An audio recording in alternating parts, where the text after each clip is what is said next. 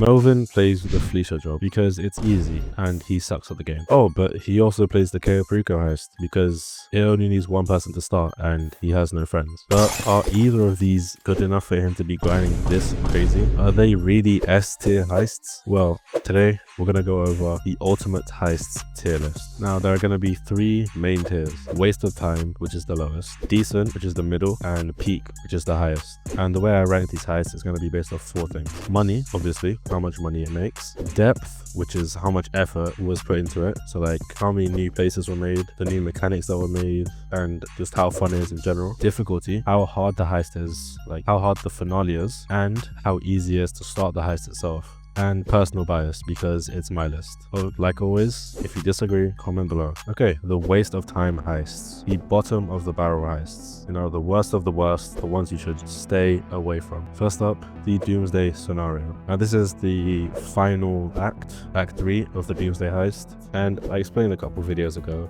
that the futuristic stuff in online isn't like my thing. Like having all of these like jetpacks and like, you know, the world's gonna end, there's an evil AI coming after us. That's just very over the top. Another reason is because there are 6 preps and 5 setups. That's a total of 11 missions before you do the finale. And these missions, by the way, aren't easy. Like, I've only done them a couple times, but I remember some of these setups, some of these preps are so time consuming. Then the finale as well, it's a big mission. Then again, you get paid 1.8 mil in total, but that has to be split with somebody else, which means you get a maximum of 900k. Next on our list, the Prison Break. Now this is part of the apartment heists, which you probably know. It only has 4 setups though, which is not bad, but the reason it's this far down is because it's known as one of the hardest or most annoying heists out of all of them. Now I haven't done this myself because it needs 4 people to start, which is another reason it's low. I've seen what people said and it doesn't look like people had fun, especially if you do this with randoms. The pay is okay. I mean, like in total you get 500k, which means split between 4 people is 125k each, so not the greatest actually. I mean, I could make that much of so many other ways, like so many more modern ways. The final heist in the waste of time category is the Series A funding. Now, I haven't really seen too much on this heist, but going off the stats that I found online, it has 5 setups, which isn't too bad, but the pay is horrendous.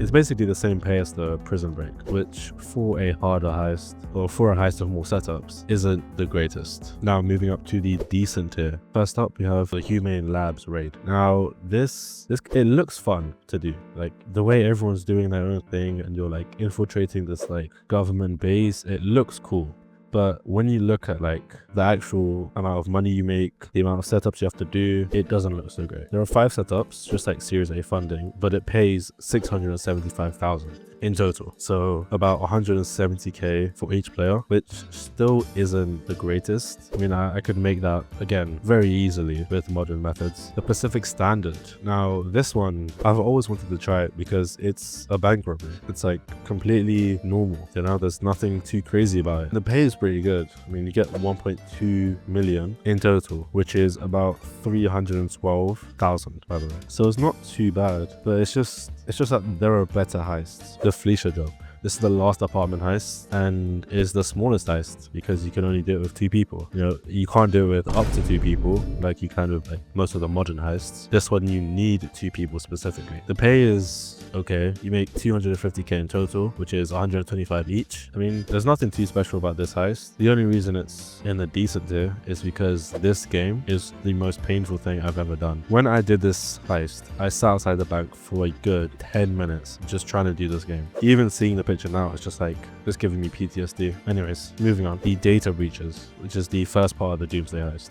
Now this isn't too bad because there's only 3 preps and 3 setups, and you could have 2 to 4 people. Overall, it's not too bad because it pays $1 million in total, so 500k each for doing all of the missions and the finale. Now the last heist in this tier, the Bogdan Problem. Now this one pretty nice because you get to infiltrate a submarine. You know, there's lots of like close quarters combat, and there's a huge plot twist at the end. In terms of how much money you can make, you get 1.4 mil in total, so if split between 2 people, that's 700k. And for doing 5 preps and 4 setups, and the finale obviously, that's not too bad. Okay, moving on to the honorable mentions. So things that I consider heists, but they don't want to put on the main list. First up, the Union Depository Order Shop job. Now, this makes 300k for the leader and 50k for any associates. And it's so quick to do because there's only 2 setups and 1 finale. And both of these setups, by the way, take less than 5 minutes. And the best part about this is it can be soloed. And even if you have other people, they don't get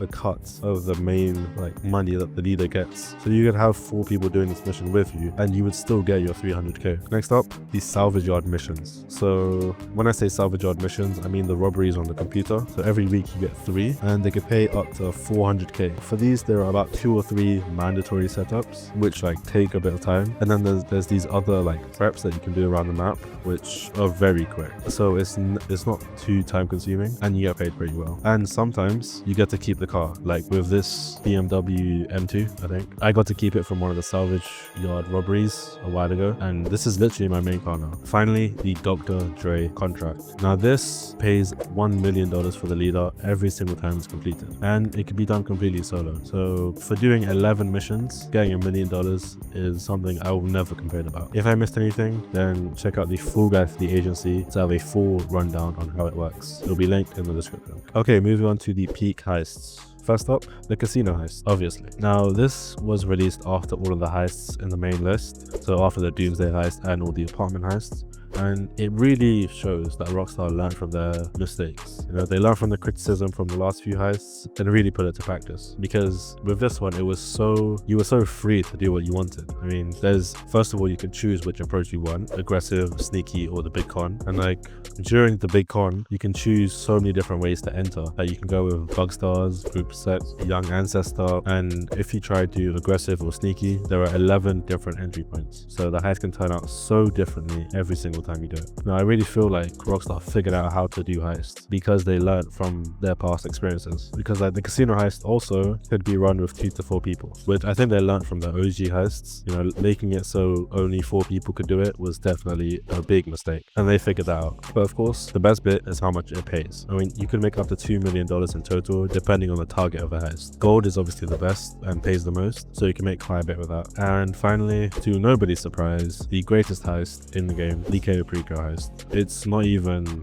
a debate. This genuinely is the greatest heist ever. The hype around this was crazy because we got a whole new island to rob. Imagine we're robbing we're robbing all of this. You know, we had to scope out the entire island, and not just scope out for entry points. We had to scope out for special equipment, like the grappling equipment, secondary targets, guard uniforms. So, during the heist, you could take your primary loot and secondary loot. There's so many different ways to enter. There's so many different vehicles that you can take, and the characters as well. The new characters that we got, Pavel, El Rubio, they're genuinely likable. Now, when it comes to how much money you can make 630k as your minimum. So I think that's if you get the tequila as your primary target, and if you don't take any secondary targets. Speaking of the secondary targets, there's a bunch you could take. There's cash, artwork, green stuff, white stuff, and gold. You can kind of figure out what the green and white stuff is. Also, the animations. When you take the loot, the animation is different to older heists, which helps so much. And the cherry on top is that this could be run completely solo and can be done fully within an hour. That includes all the setups and the finale. Just as long as you're doing it right, you could do this incredibly quickly. Well, that's going to be it from me. Hope you found this useful, and I hope I earned your subscription. If you haven't, just scroll down, press that big white button, press the like button as well, because why not? I'll see you in the next one.